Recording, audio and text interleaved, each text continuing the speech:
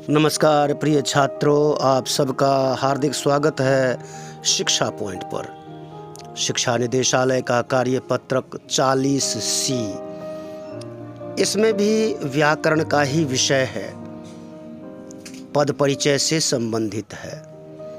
पद परिचय जैसे हम अपना परिचय देते हैं, उसी प्रकार से पदों का ही भी परिचय होता है।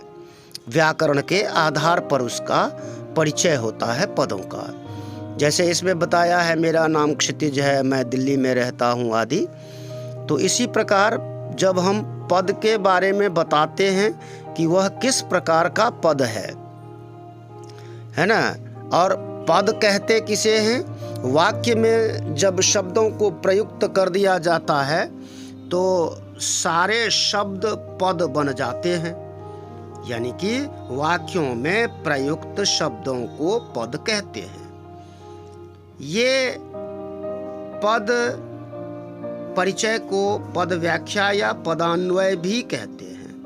पद का अन्वय करना अर्थात उसका व्याकरण से संबंधित परिचय देना। मसलन कि वह किस प्रकार का शब्द है।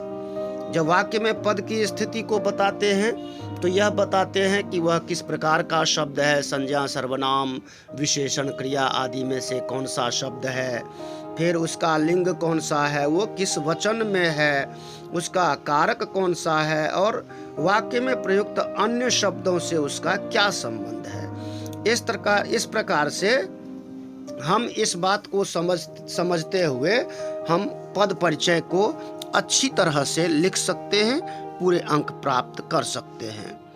देखिए, प्रयोग के आधार पर पद 8 प्रकार के होते हैं। संज्ञा, सर्वनाम, विशेषण, क्रिया विशेषण, समुच्चय बोधक, संबंध बोधक एवं विस्मयादि बोधक और ये 8 प्रकार के वाक्य होते हैं। संज्ञा, सर्वनाम, विशेषण, क्रिया विशेषण, समुच्चय बोधक, संबंध बोधक एवं विस्मय बोधक। ये जो पहले 4 प्रकार के शब्द हैं ये विकारी कहलाते हैं, यानी कि इनमें परिवर्तन हो सकता है। और बाद के जो 4 प्रकार के वाक्य हैं, पद हैं, संज्ञा, सर्वनाम, विशेषण, क्रिया, ये विकारी हैं।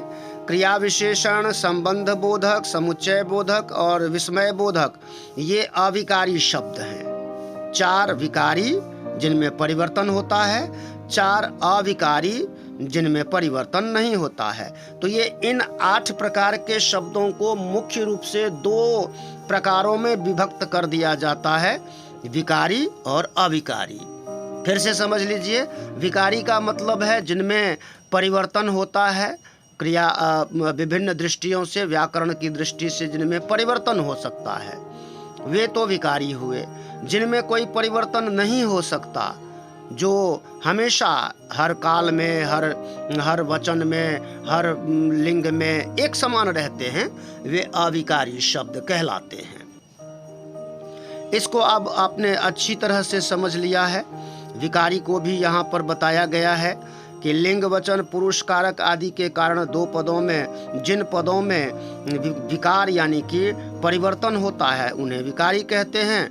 और इन सभी दृष्टियों से अर्थात लिंग, वचन, काल, पुरुष आदि की दृष्टि से जिनमें कोई परिवर्तन नहीं होता, वे अविकारी शब्द कहलाते हैं। ध्यान दीजिए। अब प्यारे बच्चों, गद्यांश को आपने अच्छी तरह से पढ़ लिया। गद्यांश क्या है? गद्यांश में वही व्याख्या बताई गई है, पद परिचय के बारे में सारी बातें बताई गई हैं।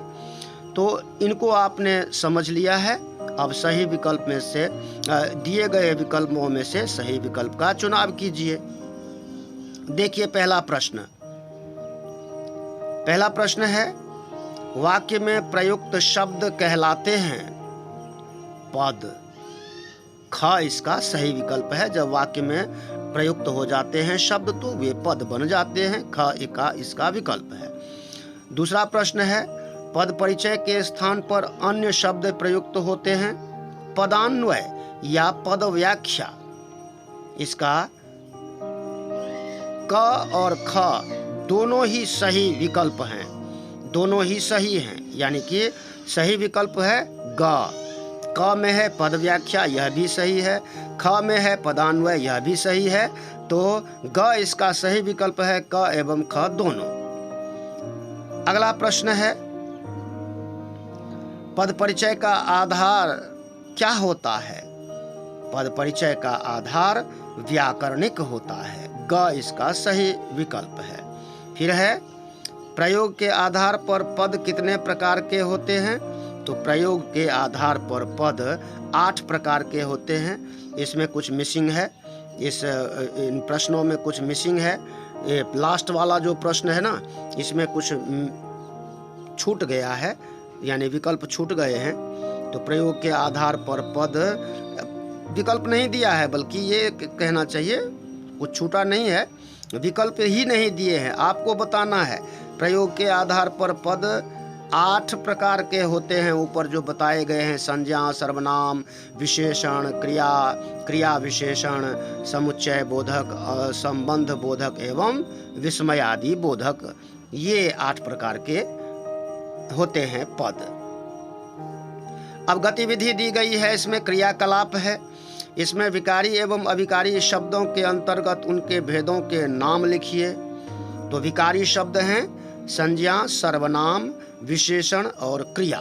अविकारी शब्द हैं समुच्चय बोधक, संबंध बोधक, समुच्चय बोधक, क्रिया विशेषण पहला, फिर दूसरा समुच्चय बोधक, तीसरा संबंध बोधक एवं चौथा विस्मय बोधक अव्यय। ये अविकारी शब्द हैं। इनको आपने अच्छे से समझना है, अच्छी प्रकार से। और ये जो प्रश्न हैं, उत्तर हैं, सभी जो वीडियो के माध्यम से आपको बताए जाते हैं, अपनी कॉपी में ज़रूर नोट करते रहें, ताकि आप इनका बार बार अभ्यास करते रहें। बार बार वीडियो देखने की बजाय आप कॉपी में लिख कर रखोगे तो उसका अभ्यास करना बहुत आसान हो जाएगा। और चैनल को सब्सक्राइब ज़रूर कीजिए। जब आप सब्सक्राइब करोगे तो शिक्षा पॉइंट का मनोबल बढ़ेगा और वह आपके लिए और अच्छे से कार्य करेगा। सब्सक्राइब करने के बाद नोटिफिकेशन बेल को भी दबा दीजिए। धन्यवाद, नमस्कार। जमकर परीक्षाओं की तैयारी कीजिए। 21 अक्टूबर से आपकी परीक्षाएं आने वाली हैं, उनकी अच्छी तरह से तैयारी करते रहिए, मन लगा करके। स्वस्थ और प्रसन्न रहिए। धन्यवाद, नमस्कार। जय हिंद, जय भारत, जय भारती।